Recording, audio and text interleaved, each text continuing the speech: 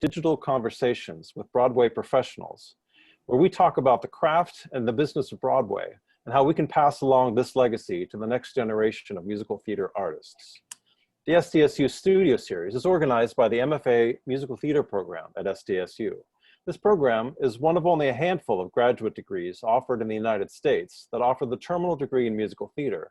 And our graduates are acting, directing, choreographing, music directing, and teaching in university positions worldwide. Our goal is to bring the professional world and the academic world together so that students of musical theater are prepared for today's job market. My name is Robert Meff. I worked as a professional conductor, music director, and orchestrator on Broadway for 22 years before moving to San Diego to become head of the MFA Musical Theatre Program. My goal is that every person who wants to be a musical theater artist is able to access what is going on in the professional world, which led me to creating the series and leads me to my guest, Richard Maltby Jr. Welcome, Richard. Hello there. Before we begin, I want to give some expectations of today's discussion. If you have any questions, feel free to use the question and answer function built into Zoom. After my questions are completed, I will ask questions from your submissions.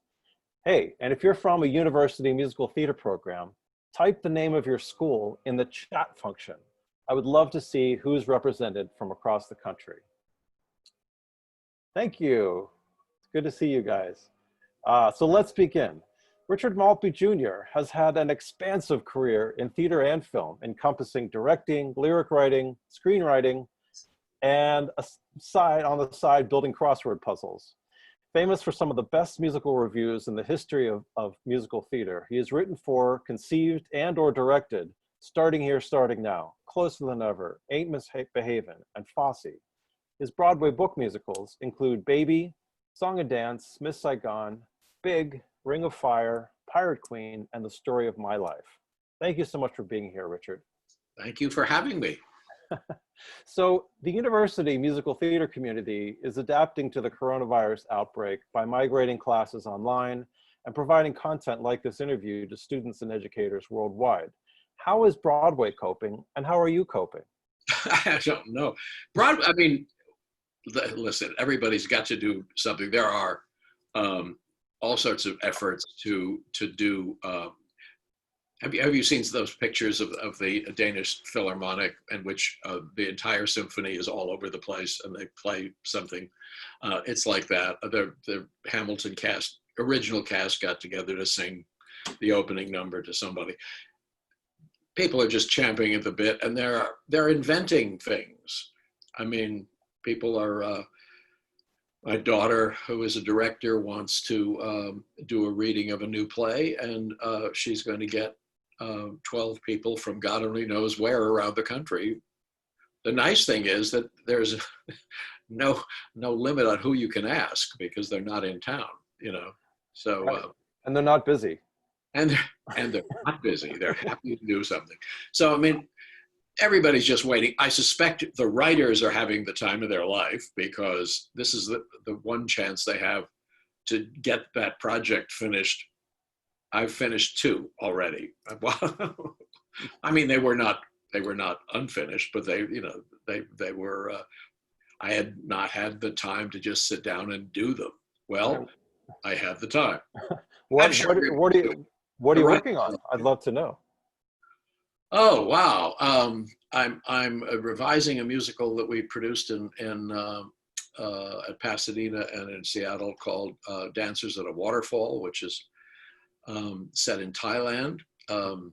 I'm doing an original adaptation of The Country Wife, the Restoration comedy set in New Orleans in 1840 when there was such a diverse population. Let's see, I have a movie about George Eliot, the writer, coming, and a concert version of a show called Take Flight, which in fact the Old Globe wants to do at sometime in the future. So that may even get to you. Oh, wonderful. I'm leaving out things, but that's great. Well, yeah, I'm familiar with Take Flight, and we would love to have it here. So maybe I'll call over there and get them moving on that. Cool. Actually, we'll talk afterward. Let's talk afterwards because I want to do it in combination with a school. Oh, great. Right, that would work very well. Yes. Yeah. We do a lot of collaborations with both the Old Globe and La Jolla Playhouse. It's been a fruitful relationship with them. Great, great. Yeah. So I want to start way back as your beginning. So you grew up in a musical household. Your father was a wonderful band leader and musician. When and how did you know that you wanted to both direct and write? Like, was that part of your zeitgeist as a child? How did that work? I don't think it ever I don't think it ever centered itself around writing or directing. I just wanted to do it. I wanted to make the shows happen. I am told that I used to mow the lawn and sing at the top of my lungs, thinking somehow that the lawnmower drowned out everything. But so I did a review in 8th grade. The school didn't know what to do with me, but they gave me the auditorium and an assembly, and I did a review, and then I went. Did you write both lyrics and music for that, or how? Oh, it was all made up of existing songs. I mean, right. The thought of writing anything had never even occurred to me. I didn't know that people did that. My father, one of the things I loved the Radio City Music Hall. I loved the Radio City Music Hall. In those days, they showed the movie 5 times and it's the stage show 4 times every day. And the house opened at 9 o'clock. And my father was hired to orchestrate the Easter show, which is the big, big show that they do every year.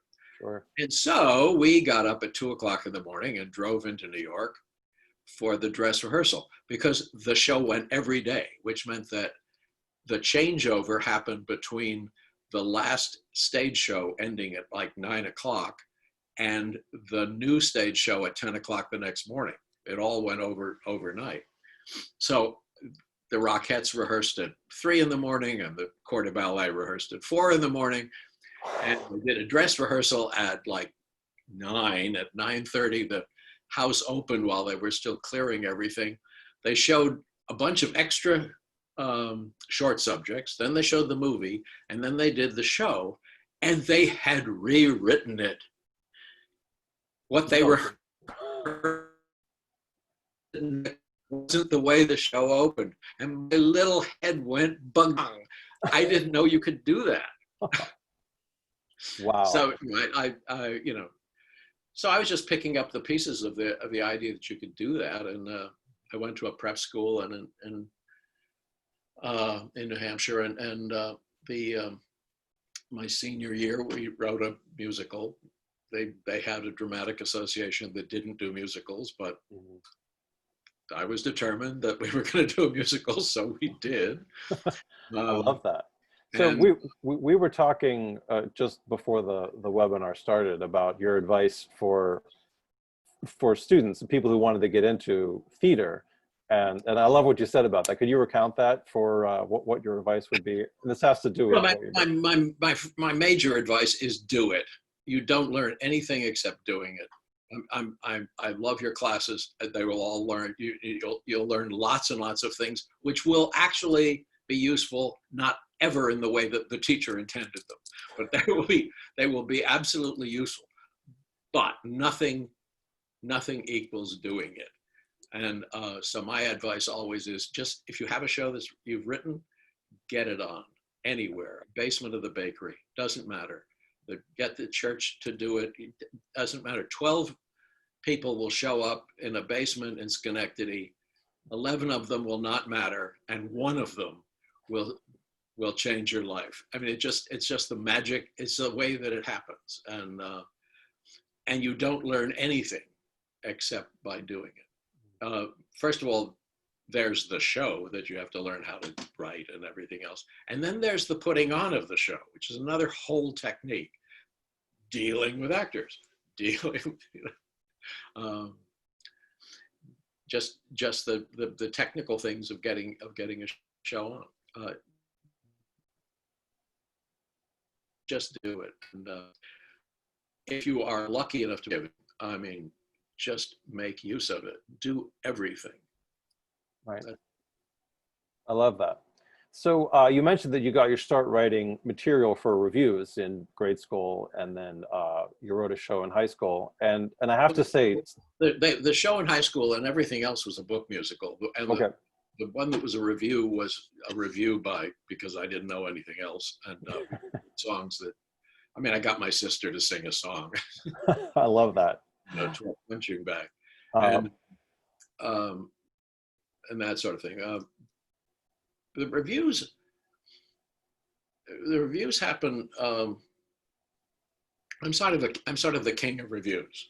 sure. And the reason I'm the king of the reviews is that I don't like reviews. Really, do tell. I didn't. I thought. I mean, reviews when I was in college were this strange sort of thing. There would be a group of songs, some pretty, some funny, and then some comedy sketches and some kind of interlocutor, some narrator or someone who kind of held the show together. There was a great one, New Faces of 1952, which had just a great cast and a great score. But 4 years later, they tried to do it again, and it didn't work. I didn't care at all about them. The only reason that I got into reviews is that when I was training, I decided to be a director when I was like 30. And I thought, everybody has a head start on me. Everybody's been to college. Everybody learned how to do it. I don't know anything. I thought to myself, I don't know anything. On the other hand, could I be worse than any director I worked with? Piece of cake. I did it out of self-protection to sort of direct my own things.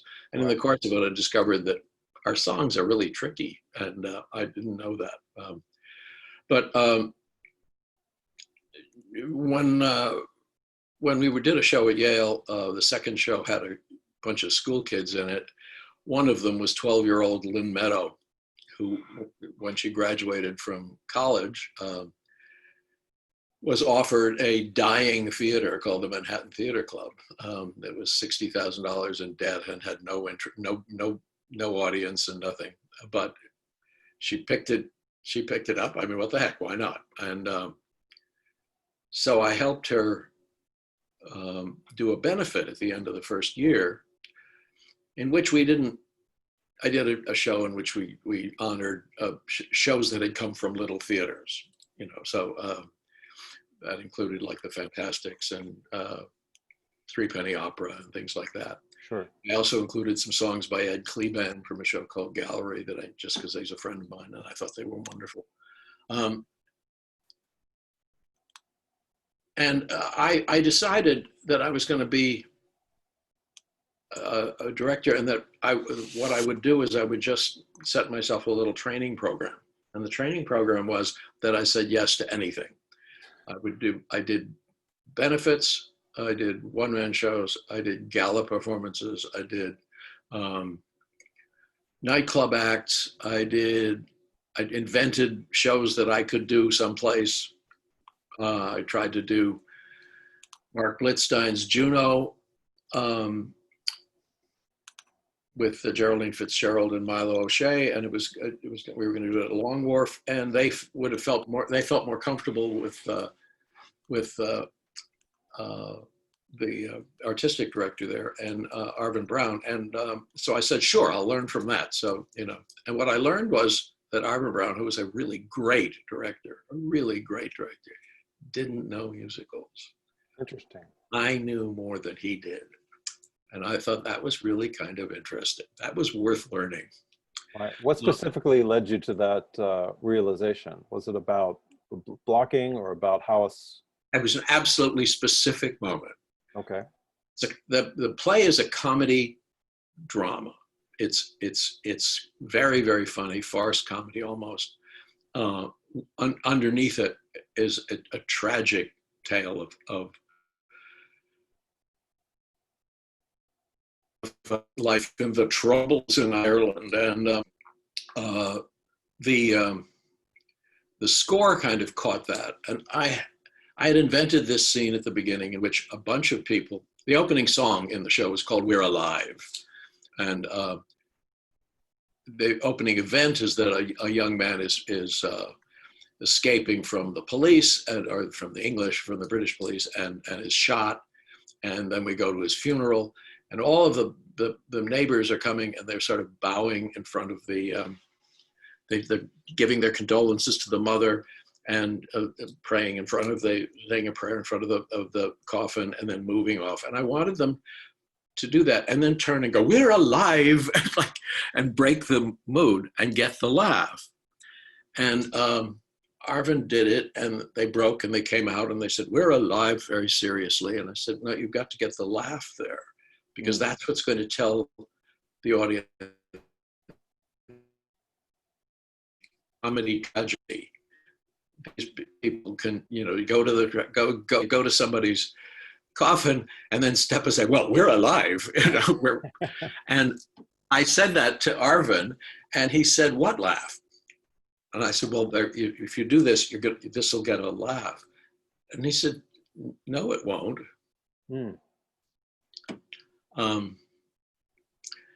So it was serious. As a result, the audience did not know that the show was serious it was a comedy for about 15 minutes. And by the time the comedy kicked in, it was sort of too late. So at that moment, I thought, well, Richard, you have to do what you see. Also, and giving, creativity is a complicated thing. You know what you're doing. If you invent it, if it comes to you because it will work as a story. It comes to you because it will work. And sometimes that's not transmittable to anybody until you actually get it on the stage.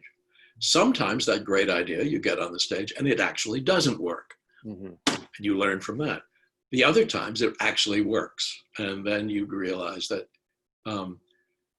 that vision you had was unique. And if you really have that thought and you really follow it and it works, that's because the basic creative process has happened. You had that idea and you realized it, and it communicated to an audience. Sometimes the show can do it, whereas your description of it can't. And musicals, plays are like that, but musicals in particular are magic tricks. And how they happen is an act of faith. You believe that you're going to get this point across to the audience, and you hope you do. And it does usually happen, often happens, and often in ways that you never quite understand. But that's the miracle that you're creating. And so what I learned from that was to follow my own impulses, not with blinders on, not being unresponsive to people telling me, "Wait a minute, you left this out," because they may very well be wrong, right? But try to follow that vision. The vision is basically all you have. You can have skill in writing, that's very nice, but the vision is the only thing that matters, and it usually comes to you complete. Most of the time, you get from the beginning to the end in that original bleak thought. And if you can follow that through, you'll have something that deserves to exist. And, that's great. You've been your own director, of course, for many years, but you've also worked with a lot of different directors on different shows. Who were some of the directors that you admired, and what were some of the qualities that they had that were common? I actually haven't worked with all that many. When you direct, you're not around other directors, and I didn't go through any kind of training program where I was assistant to this person or assistant to that person. So I really have not been around a lot of people. I made up my own rules, because they were the only rules I could find. I did have Nick Heitner was the director of Miss Saigon. Sure. And you just don't get better than that.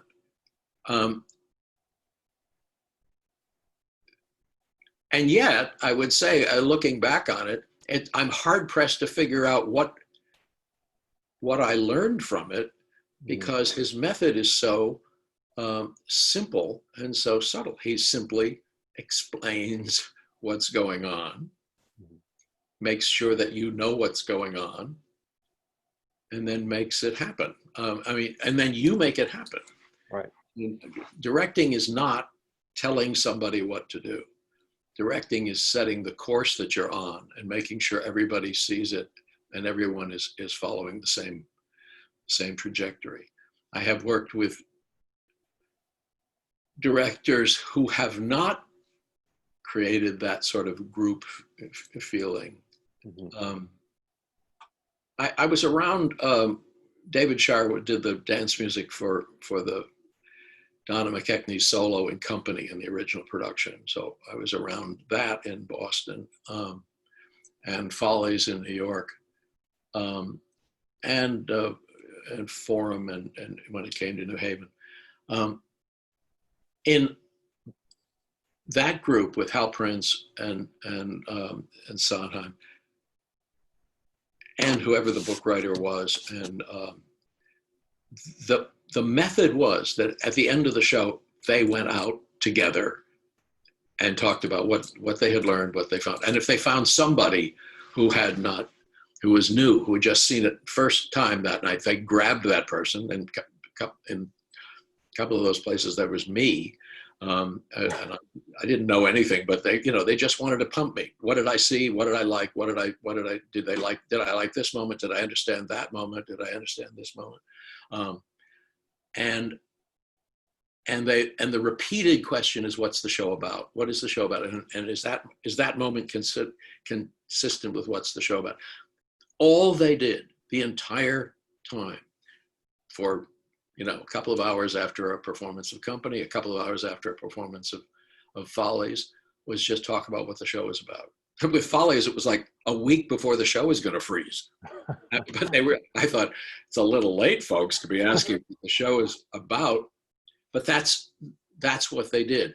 And that's the reason why those shows always have this, exist on this higher level. Yes, Sondheim is Sondheim. Yes, the writers are brilliant. Yes, George Firth is George Firth, and Hal is Hal. All of those things are true. But the most important thing was that they talked all the time and kept honing the center, honing the center of what the show was, and that, I suppose, is the one thing that you only learn by being around it. I mean, I think they learned it. Hal learned it from being around George Abbott, sure. and Jerry Robbins learned it from being around George Abbott, and Hal learned it from being around Jerry Robbins, and they all learned. It was the old school way of going out of town, fixing the show in 2 months and bringing it in. That was, you had to move very quickly, and you had to assess what the problem is. There's an interesting part of Act One, the Morse Hart biography, when he talks about Once in a Lifetime and how Sam Harris made some little comment about the fact that it was so funny that you got exhausted, and they thought, yeah, that's why it's. And so they added this kind of quiet scene in a train before the last scene, and a show that had been okay suddenly became spectacular. They listened,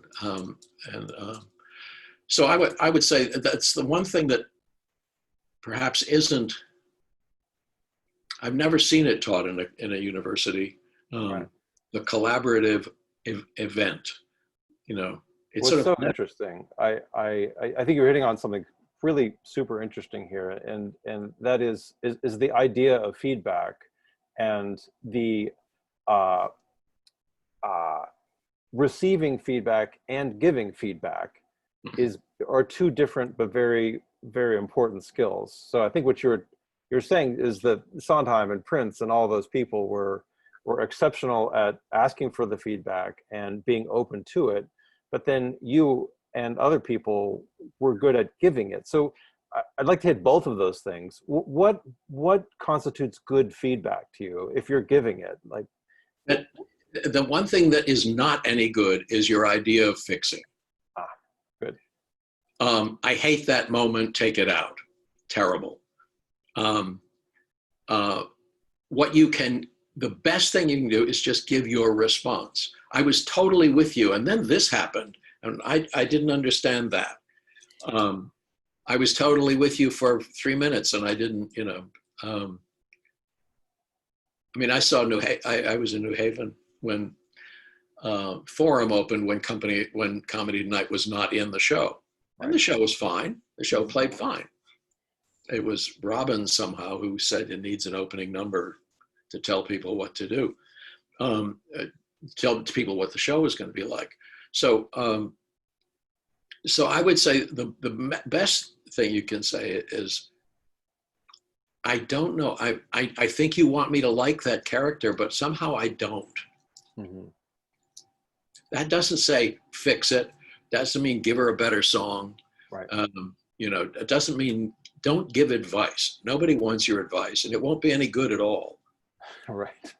Your advice will be terrible. And, you know, the worst thing that you can do, and you get this from producers.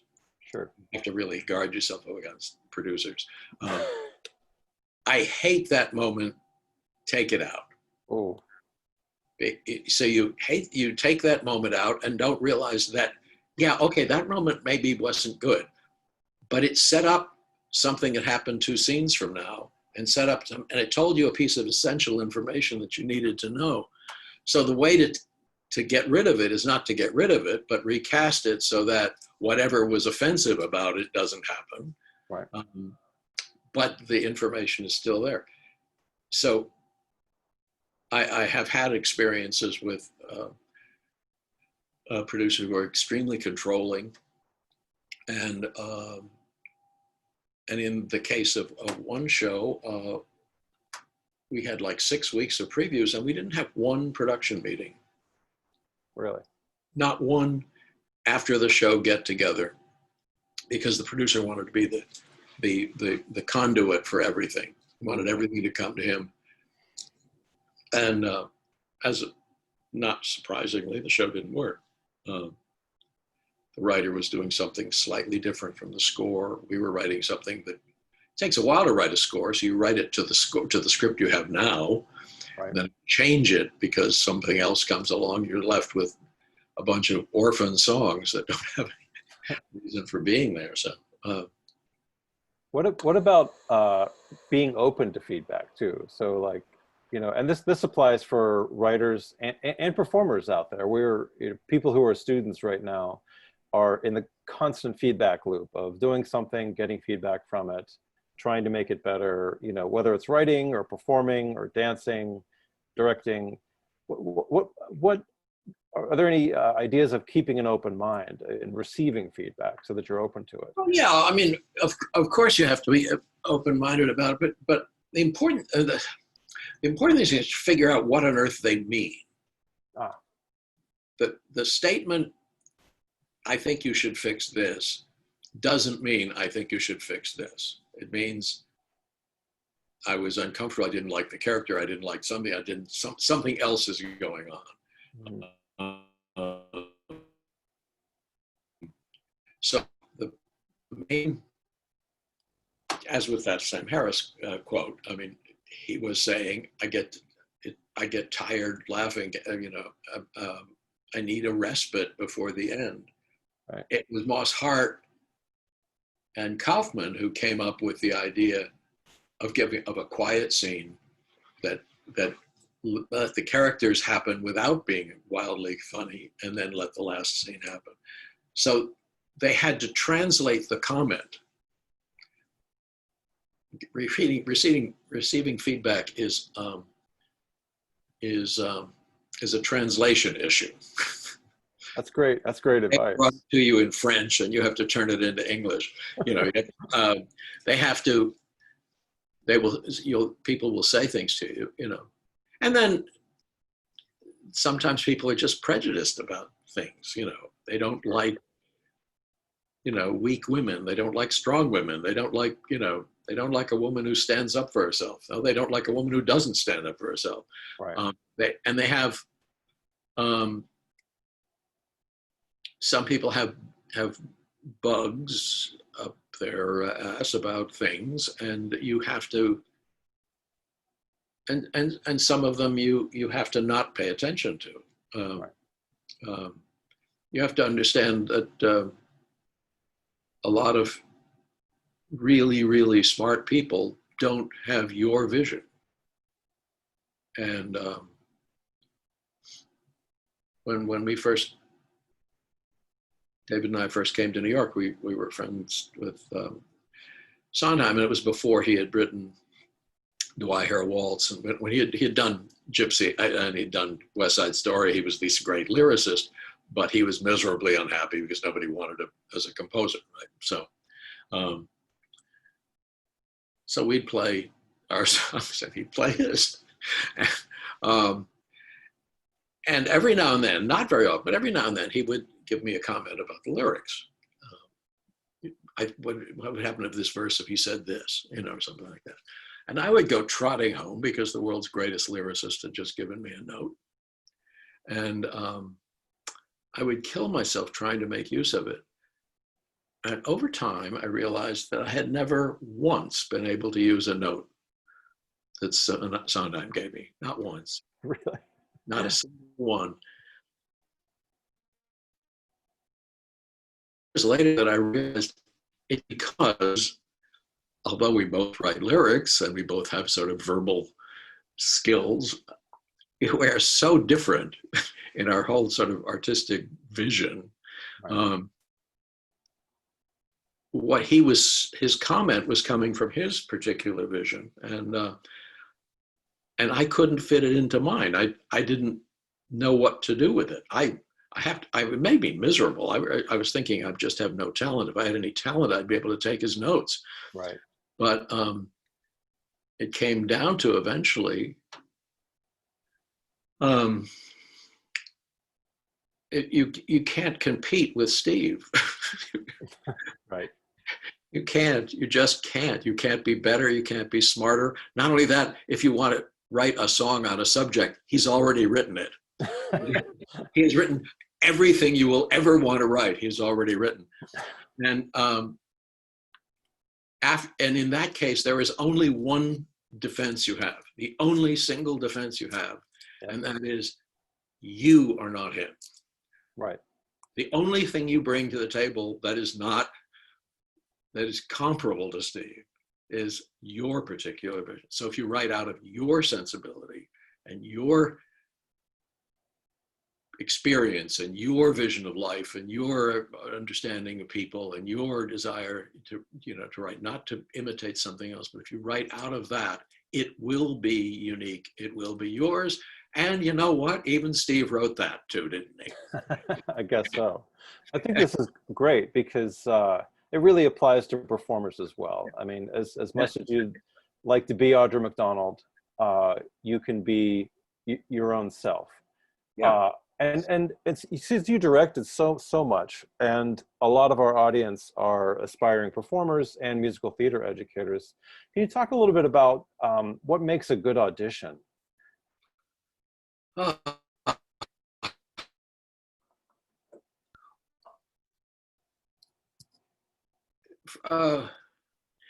There is syndrome that happens, and it happens after a while. I mean, auditioning is about rejection. Just the name of the game. They will audition 200 people, and 180 of them will not get hired. It's just that's being rejected it's not personal. It's just that it gets you down. You can feel you did a really great audition and you don't get called back, you know, and if that happens often enough, you can get very discouraged. And then you start kind of coming into the room with this attitude that I won't take up much of your time and then I'll be out of here. You know, it's hard to keep in mind, but we do want to cast you. So give us who you are. Not give us everything you can plus a little bit more. You know, prepare for it if you can, and be idiosyncratic and human. Don't give us just what the obvious thing is, that if they've given you a song to learn, you know, you can learn it. That's fine, and you can sing it well.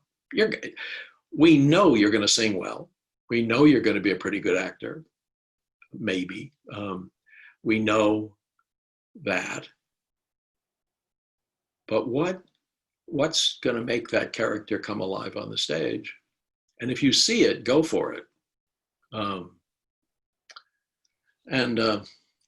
The most startling audition that I've had recently was when Santino Fontana came in. He was just out of school and he was auditioning for A Story of My Life. And he took that play. He was fast, he was funny, he was like off the wall. He was all over the room. He was like, the guy was this energized sort of pixie, this guy who had just imaginative ideas all over the place. They were spilling out of him. He turned out to be the inventive source of the other guy who turned out to be a writer who used his invention, you know. So he was the inventor, the writer was the one who made a fortune off of using his story. So he went with that, and a character who's just off the wall, I mean, literally off the wall. And it was so exciting.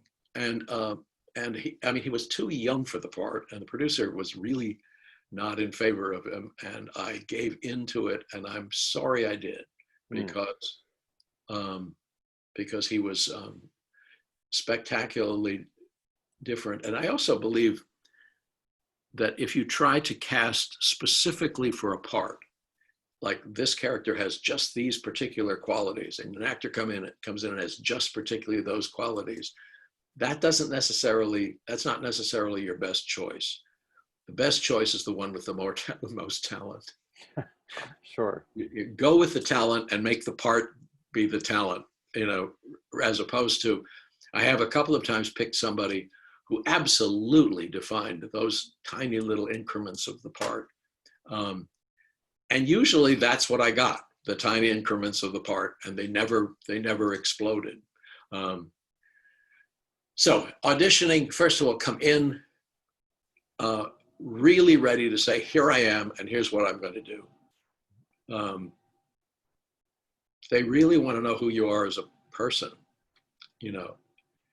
And if you have anything else if you find comedy in a serious song, if you find something that's human, that's, you know, that's unexpected in the material you're given.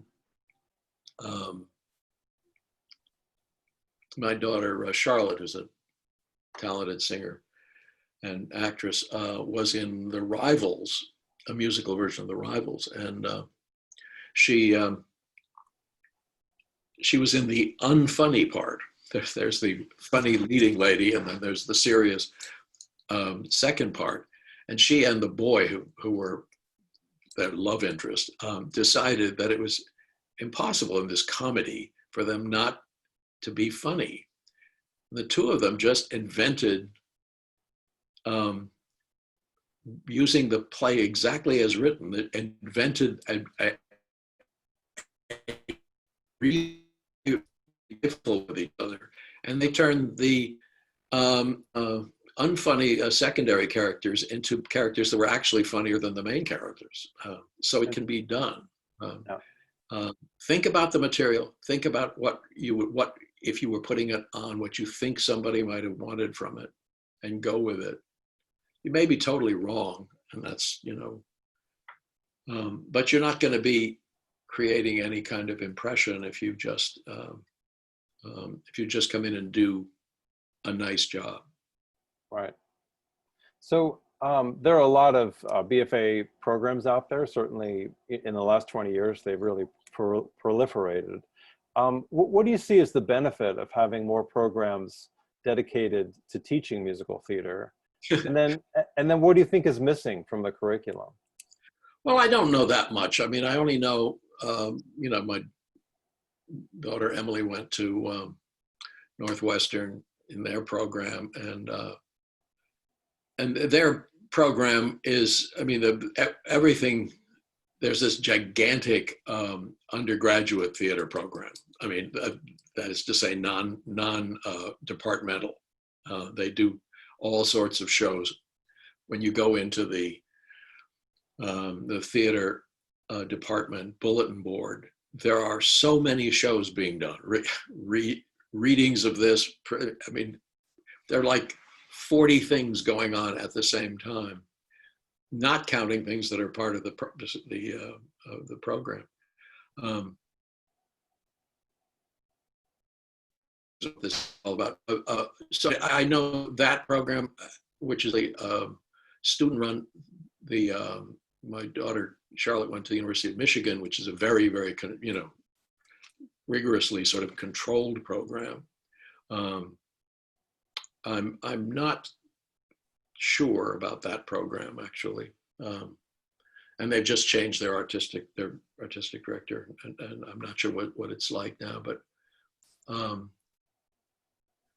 I thought their audition process was so scrupulous. They've taken 20 people out of 4,000 applicants. Guess who's there? The best people in the world, and they come in as the best people in the world, and it's not surprising if they leave as the best people in the world.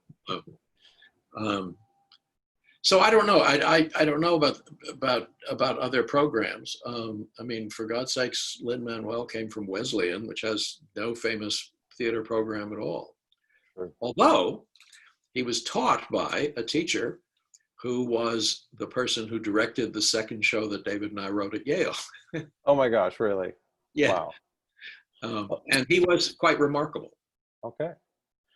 Well, I want to go back a little bit and talk about reviews again for a second. So you started writing some material for reviews. And in fact, I mean, personally, I think starting now and Closer Than Ever have some of the best material that I know. I mean, I can't do a New York Times crossword puzzle without thinking of the song. I'm sitting here doing the Sunday Times crossword puzzle. It's just brilliant. If you don't know it, everybody, go look up this material. It's amazing. It's fresh and it's wonderful. But what always struck me about your material from then was how in the now it was. You talked about things that were happening at the moment, and these shows, and for the most part for Baby as well, took place in the present time, not like most musicals are about a far off kingdom and a far away time. And you were deliberately writing in the now things. Like, what drew you to that material? Was it? Well, what was it? I mean, Starting Here, Starting Now happened just because David and I had a bunch of songs that we'd written for a variety of different, some shows that had never been produced, some shows that had been produced and weren't successful, some shows that had been produced somewhere else, and so we had a whole bunch of things. And Lynn Meadow, who had taken over the Manhattan Theater Club, said, why don't we just do, she was looking for something to do in her cabaret space. And she said, why don't we just do, a series of Maltby and Shire songs. The original title of that show was Theater Songs by Maltby and Shire. And so they weren't written to be a review. They were written from a variety of sources, but they did come all from our sensibility and from various shows that we had done that came out of us. So putting them together, they did seem to have a voice, a young love kind of voice. And um, not particularly liking reviews and not even thinking of it as a review, thinking of it as a nightclub event. I spent 2 weeks teaching the score, knowing that I was going to have to put it on its feet at some moment. And after 2 weeks, I had to put it on its feet, and I hadn't a clue. And so I had them. It was Michael Tucci, and it was Lonnie Ackerman and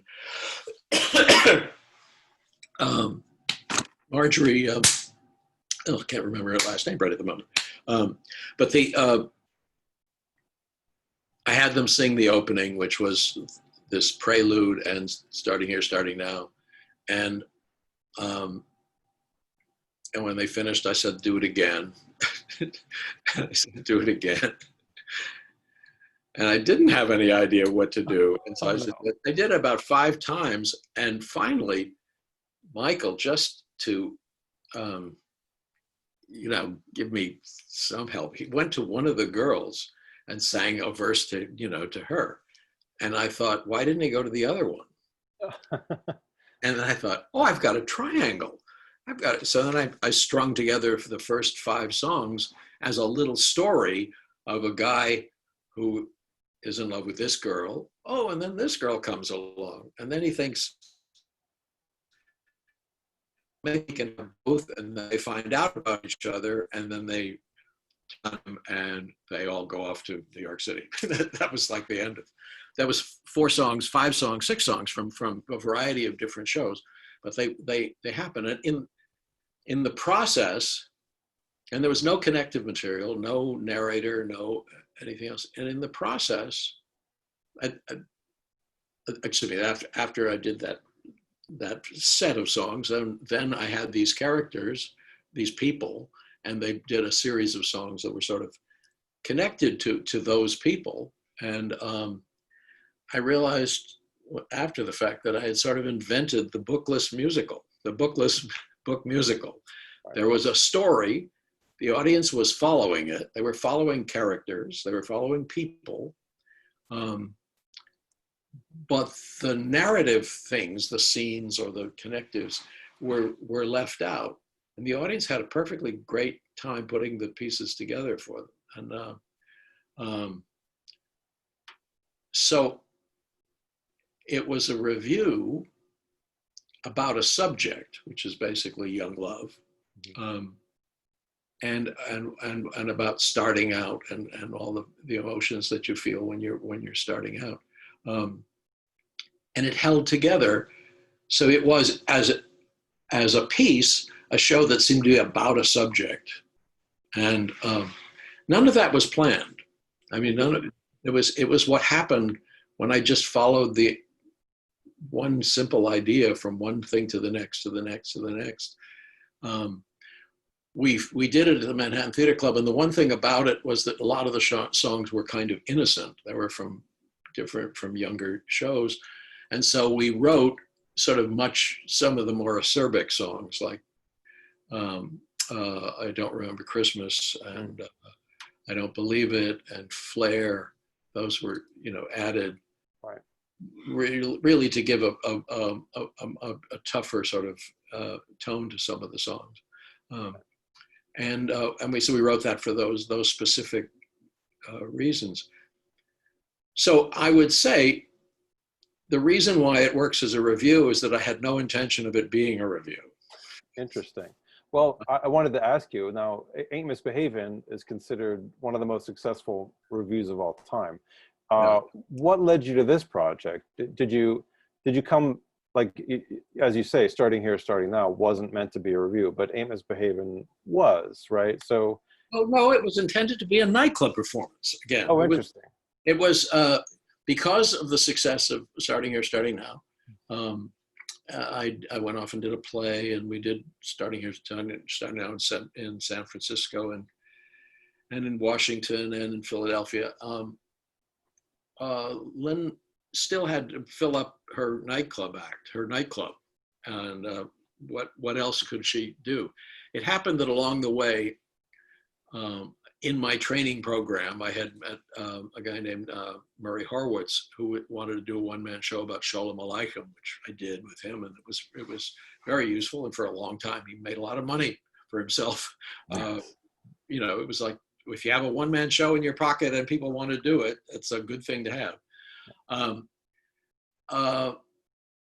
But he was a jazz buff.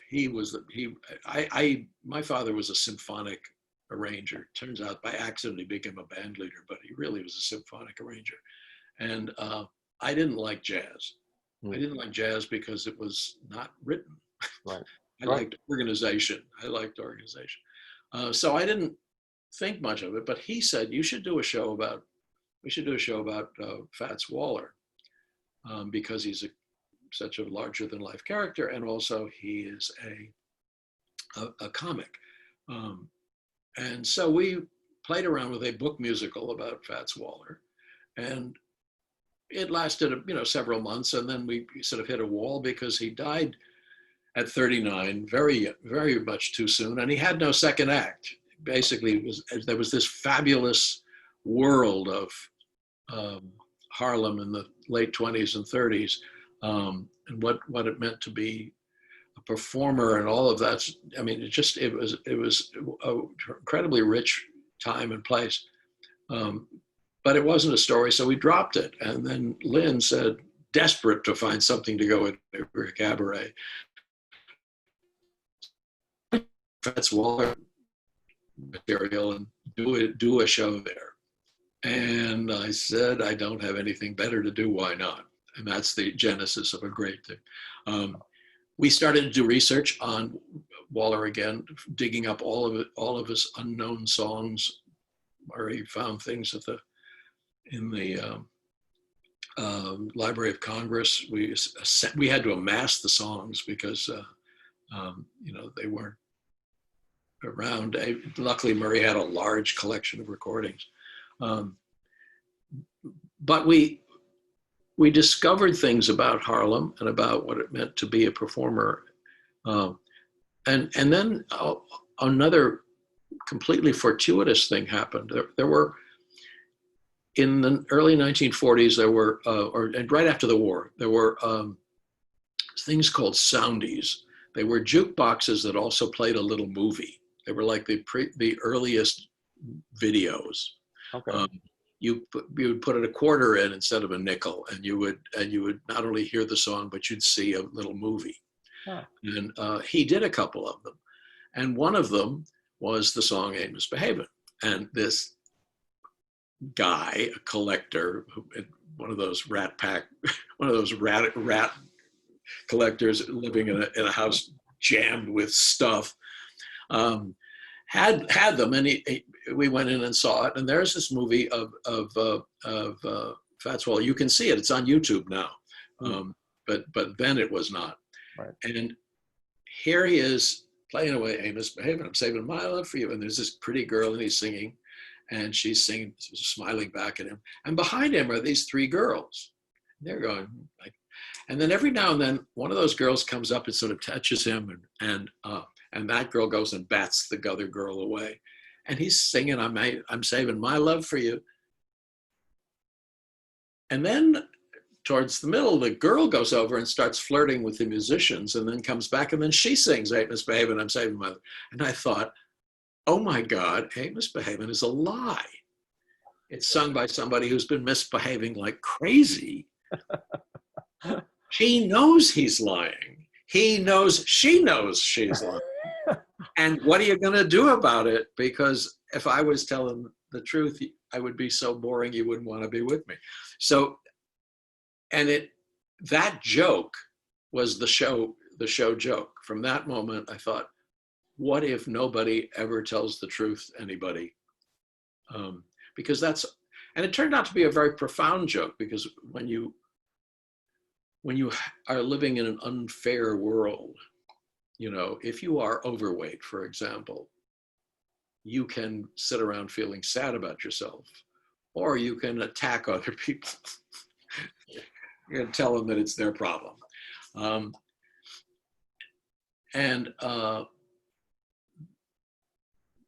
The show became the show is about about functioning in a hostile world. It's a, even though it is one joyous song after another, underneath everything is dealing with an unfair world. And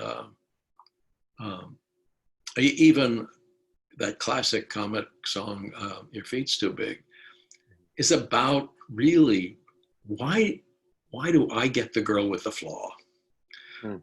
The pretty girl goes to him over here, the guy, the handsome guy. I get the leavings. I get the half a plate. And it is, and as soon as you see it that way, not just as a song, it's not about a guy who's unhappy because a girl's feet are too big. It's because he doesn't get the flawless one. And that gave it a kind of comic rage that elevated the song way beyond anything. So we kept asking what was the truth in it, what was really going on. And with this idea that Waller, who was even his comedy was always a defense against hostility. Interesting. There are jokes about upper class people. He loved highfalutin language. Oh, mercy, mercy me. Anchovies, I wouldn't hear about things. He loved it. He loved mocking it. He loved. He wrote a piece of music called "Honeysuckle Rose" in the style of Bach, Beethoven, and Waller, which is basically a comic turn of mocking the pretensions of classical music, of snobby kind of classical music. Right. And then it turns into a song. That version is the version that's in the show. That first version where he sings a very kind of tenor star sing version of it. And then Nell Carter comes in and we do the second half of it. So underlying everything that we did was this truth, this discovery that we were dealing with a world in which they were not. No one in the show was fooled about the rules of the world.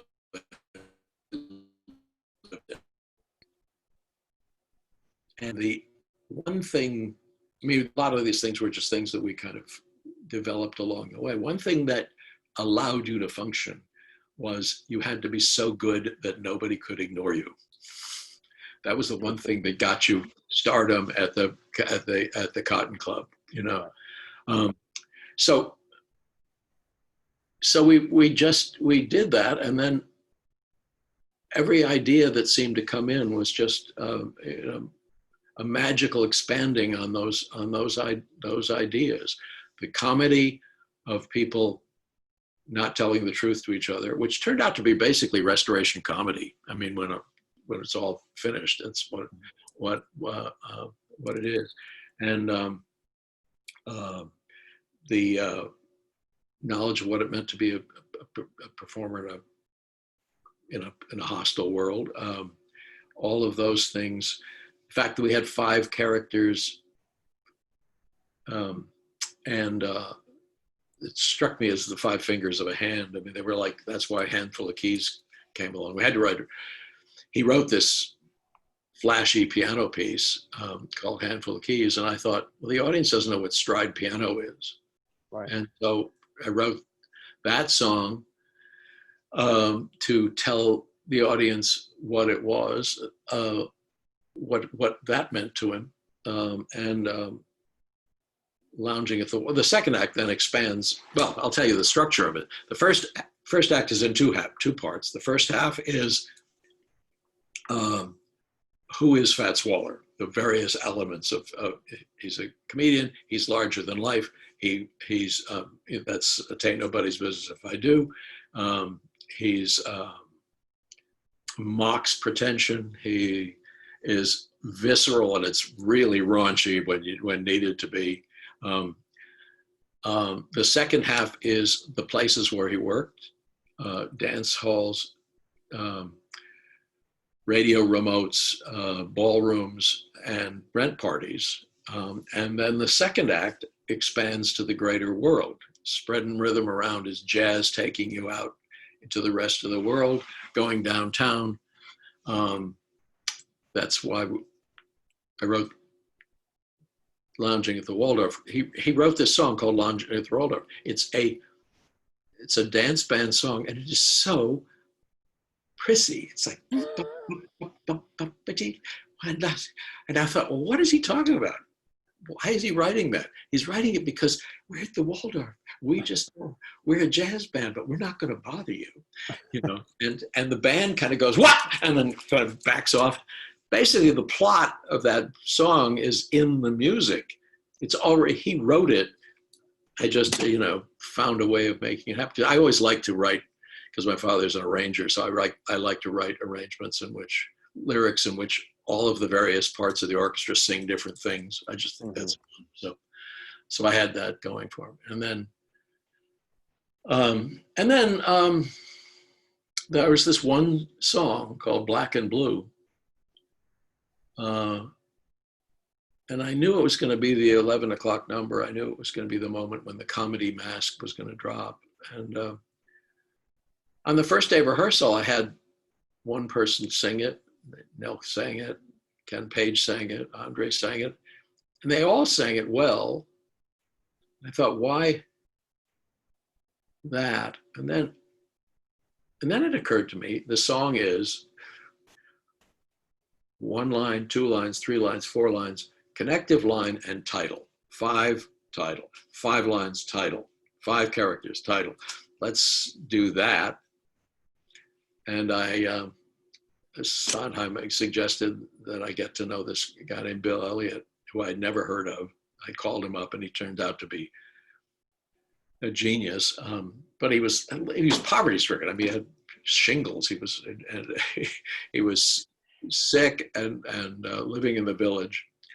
Although in those days you could live in the village in a huge loft, and be poverty-stricken. And he came in and did this arrangement. But when he finally decided to go ahead, we looked at the sheet music, and the sheet music was, what did I do to be so black and blue? And the fill in the piano is da da da da da da da. Melody Haven. And I thought, this is our 11 o'clock number. Right. The fills are the opening. The opening is Ain't Misbehavin', that's his comic mask.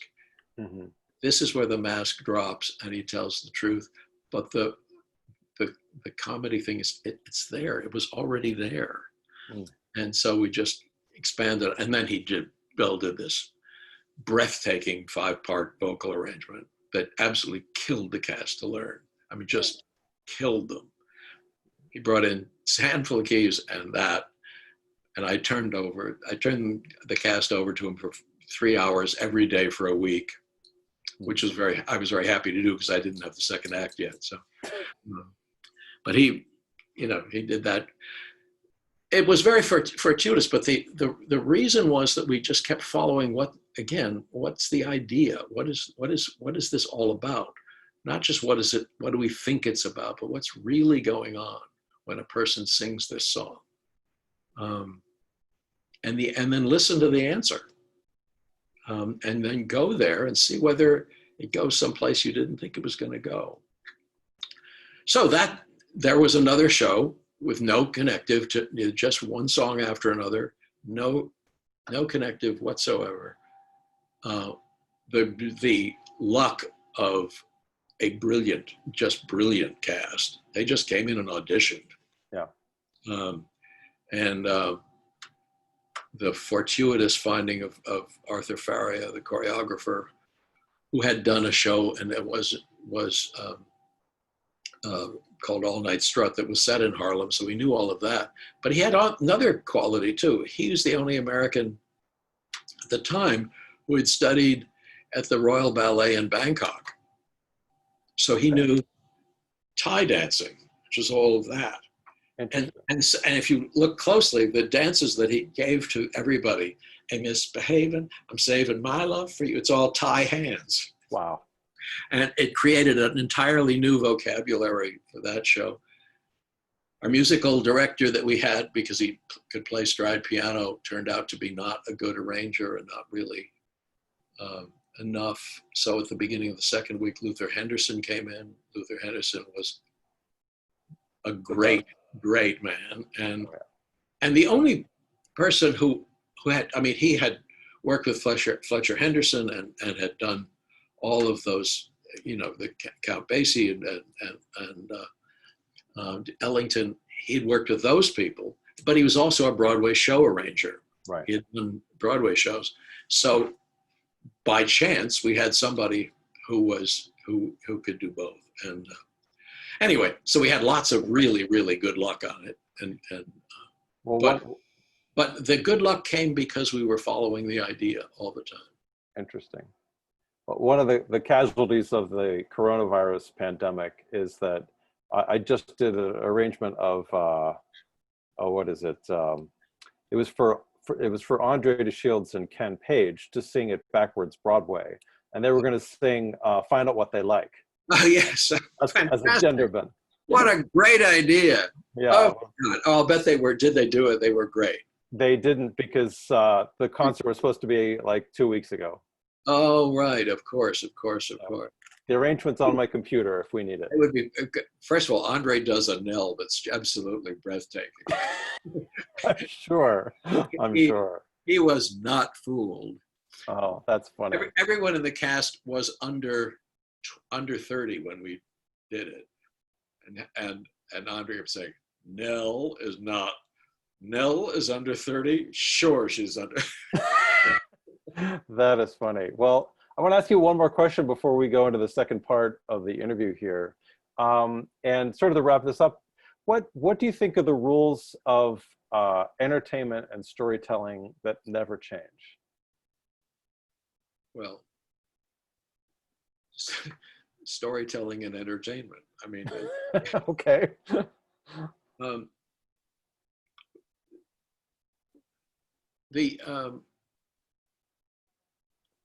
The hardest thing for young writers understand, because it seems kind of old, but tell the story. If it isn't a story that you want to hear, it won't succeed. I can't say that it. Sometimes a story can be told really well, and it doesn't succeed. I thought Groundhog Day was a very good, very well done show, but didn't catch it. And there are numbers of shows that have not caught on. But the impulse to tell a story and learn what a story is, and everything you can about a story, let the show tell the story. If anything, there is a style that is creeping into the musical theater now. It's been in movies. It's sort of now. It's a response to the fact that we have very little patience for the old unfolding of stories in long dialogue scenes. We are too smart for it. We get ahead of the story by the time, just as Seinfeld invented those scenes that were 5 lines long and then cut away to something else, and that's been turned. Now TV dramas are chopped up all over the place. I get you going, I get this story going, I cut away to that story, I come back to this story, I come back to that story, and then I go to another story. And so I keep all of these things going. We don't stay on anything long enough to get people bored. And then when the moment comes for a major something or other where the drama actually happens, then that's really thrilling. It turns out this has a name. I didn't know, but it's called post-dramatic writing. writing is not, stories don't follow cause and effect in long scenes. Hamilton is the definitive example of post-dramatic writing. He is both.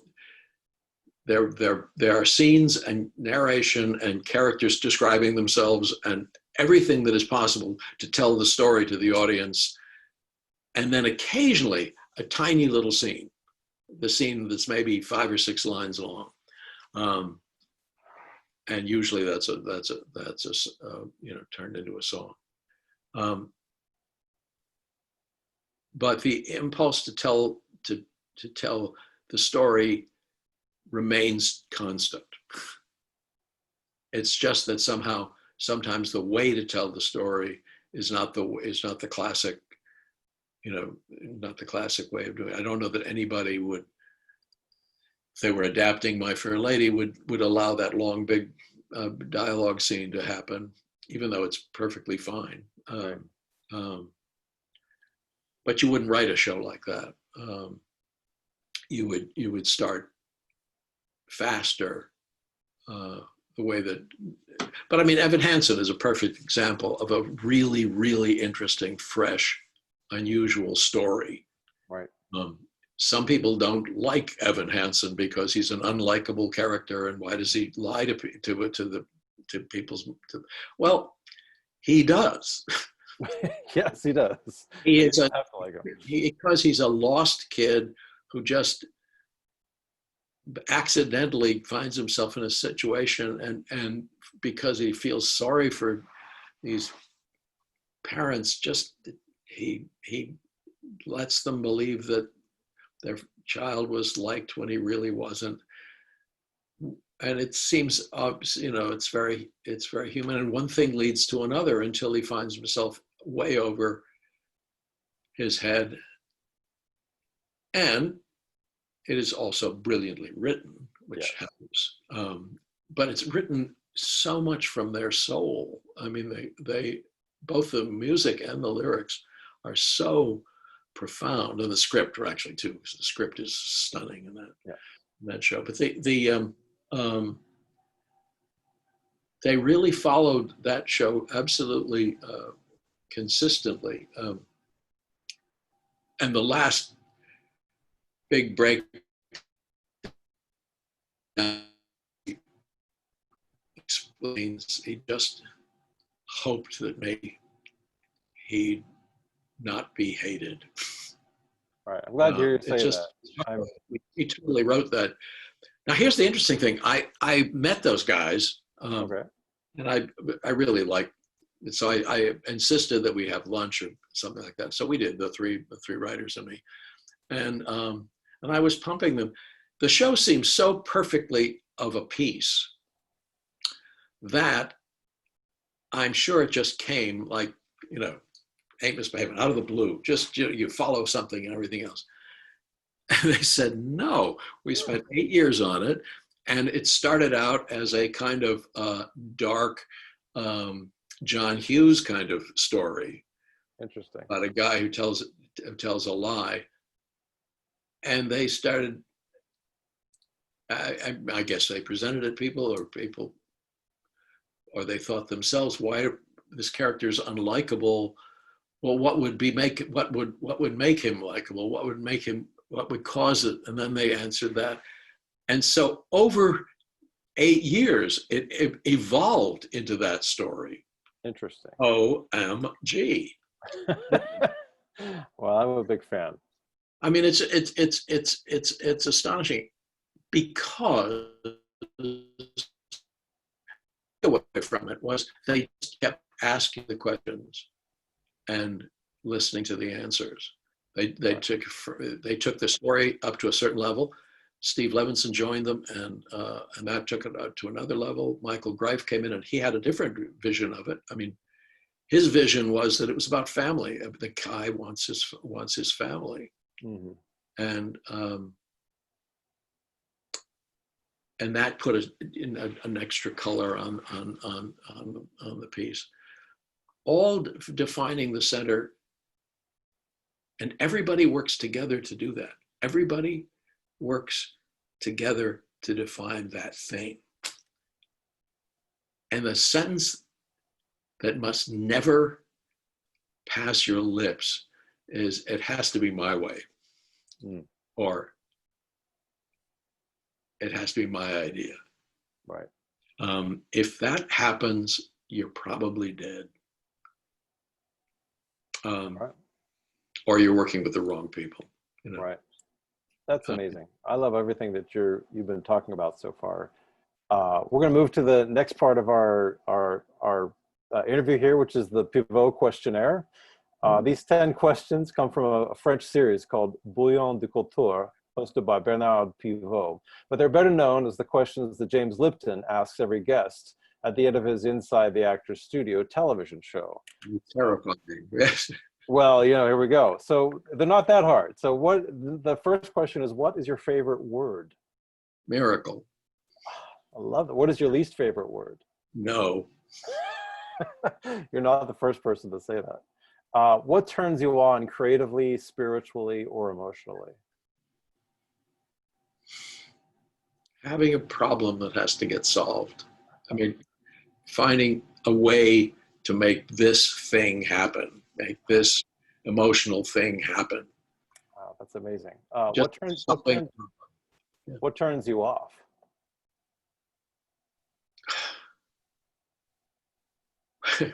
Working with somebody who doesn't understand what you're talking about. It's frustrating. No, I mean, I long ago divided the world into two parts. There are people who understand what you're saying and people who don't. People who understand what you're saying is a very small group. Clutch them to you, hold them forever. The rest of them, get rid of. That's very funny. What is your favorite curse word? Well, there are no censors here, so. Oh, motherfucking cocksucker, actually. Because my 10-year-old son, I mean, when he was 10-year-old, came and was angry at me, and he said, "You're a motherfucking cocksucker." And then he went with this silly grin. I thought, that is the funniest thing I have ever heard. And I said, well, Nicholas, if you go out in the world and call somebody that, they're not going to take it well. They want to be heard. And he said, oh yeah, well, it's all right. I said, you know what the words mean? And he said, sure, I do. I said, well, this is exactly what those words mean. And he went, oh, yeah. So anyways, it stayed with me forever. I love it. Oh my gosh. The next question is, what sound or noise do you love? An orchestra tuning up. What sound or noise do you hate?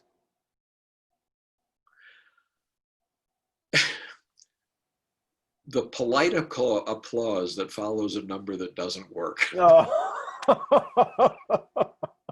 But, everybody's going, and the audience goes, oh, that's a terrible just don't care. That means a lot of work.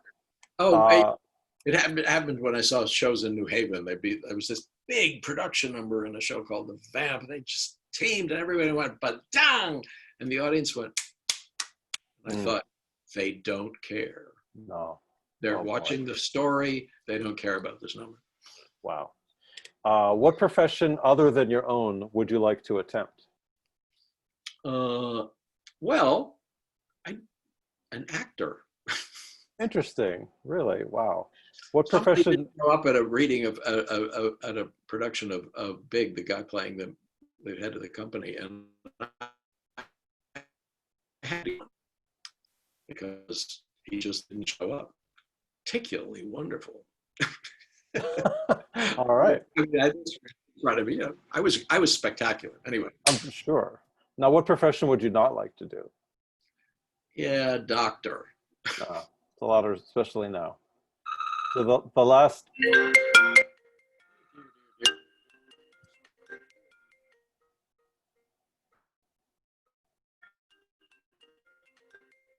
Yeah. Okay. All right. Hello. All right, Oh, we're back. Can you hear me okay? I can hear you, but I've lost you.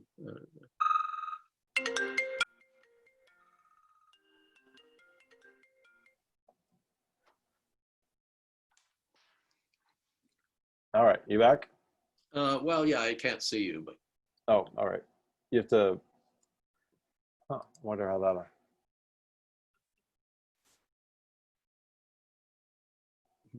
okay. Well, anyway. All right. Well, anyways, you know what I look like. Yes. The last question is, if heaven exists, what would you like to hear God say when you arrive at the pearly gates? I read that question and I thought, you know,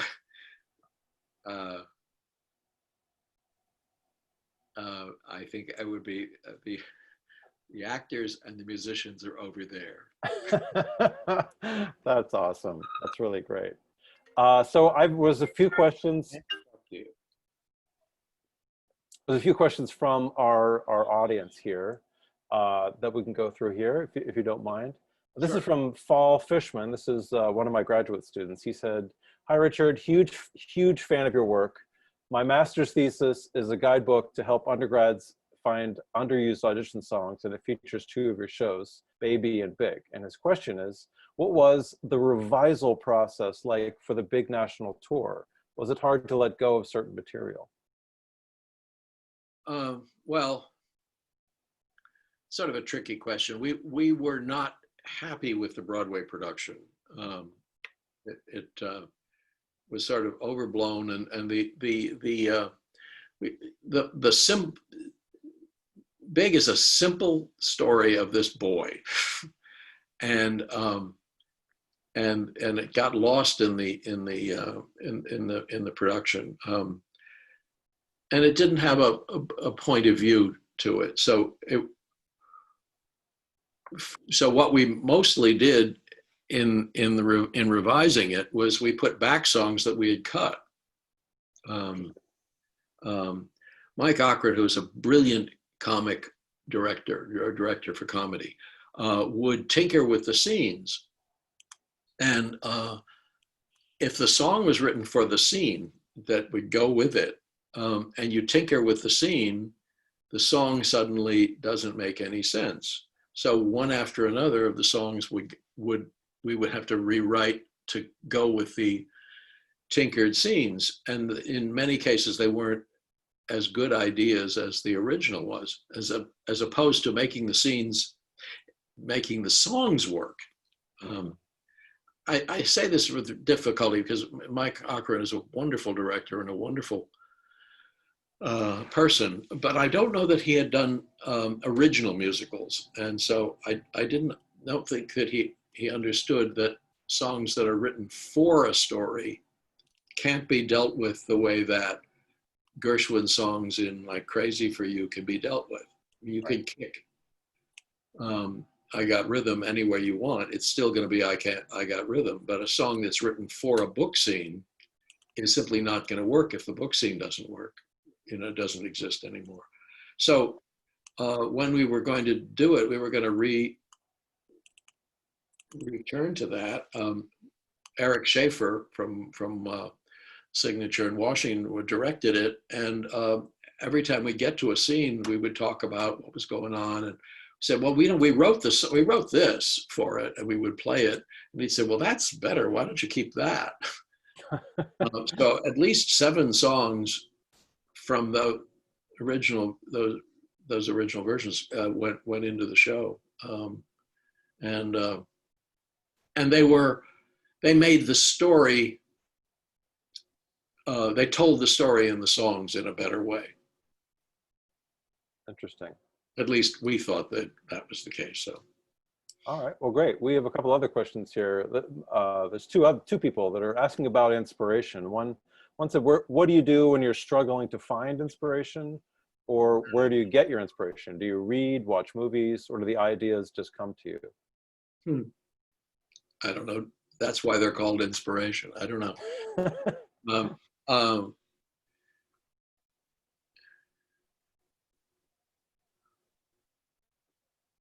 The basic thing is what do you want to do? I mean, these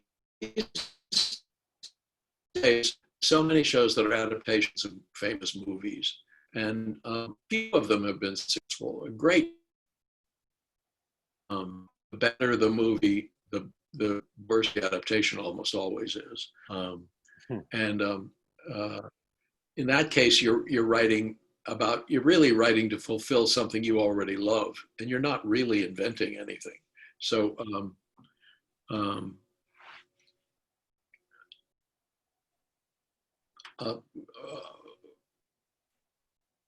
the main thing is to ask yourself what it is that you want to write about. You know, what it is.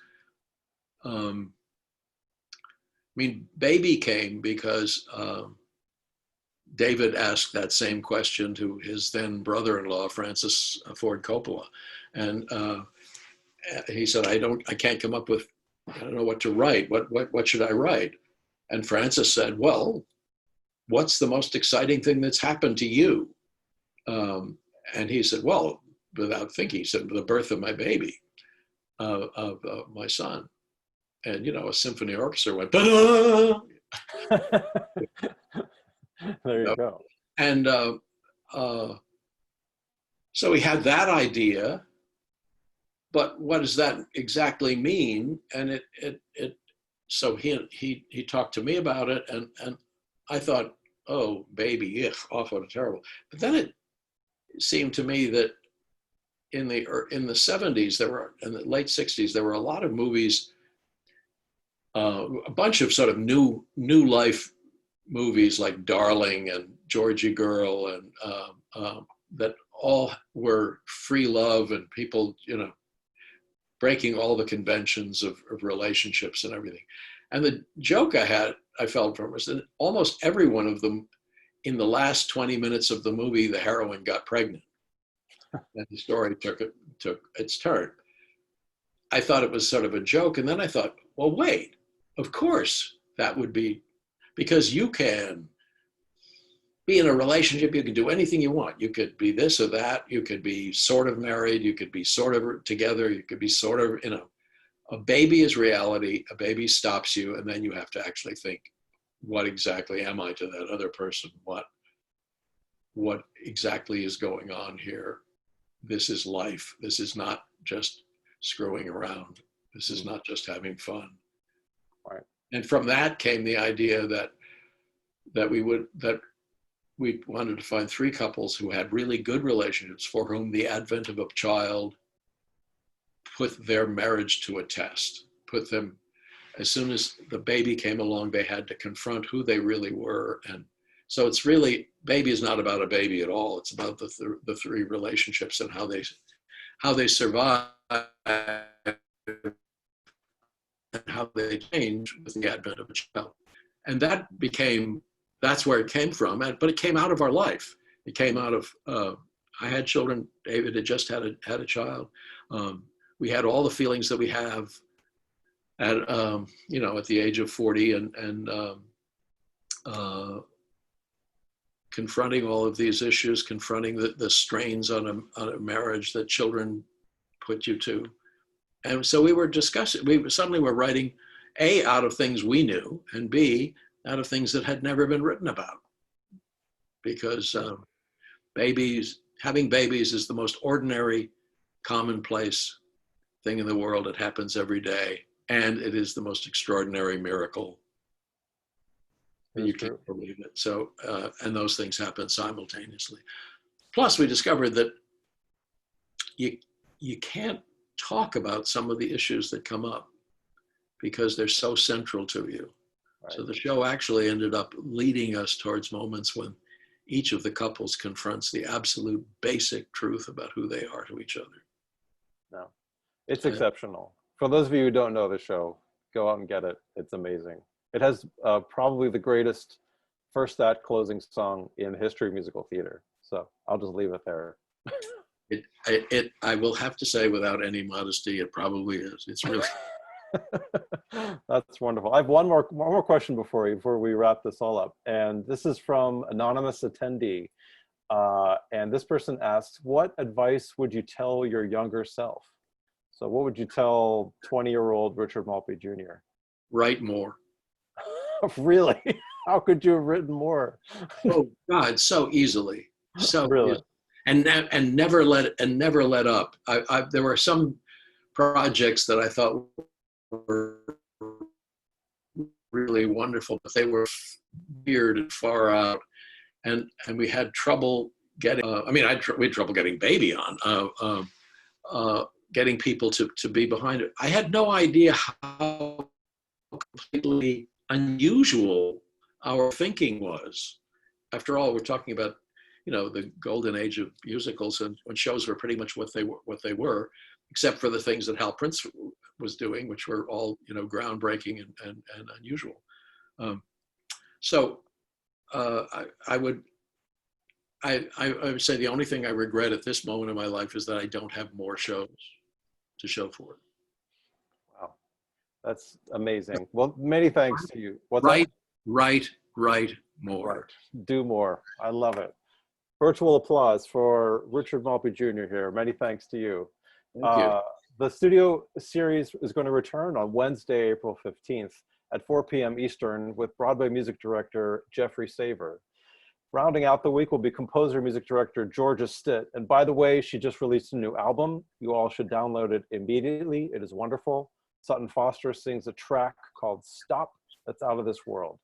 And the series continues next week on Mondays, Wednesdays, and Fridays at the same time until May 6th. See our website for details, SDSU Studio Series.wordpress.com.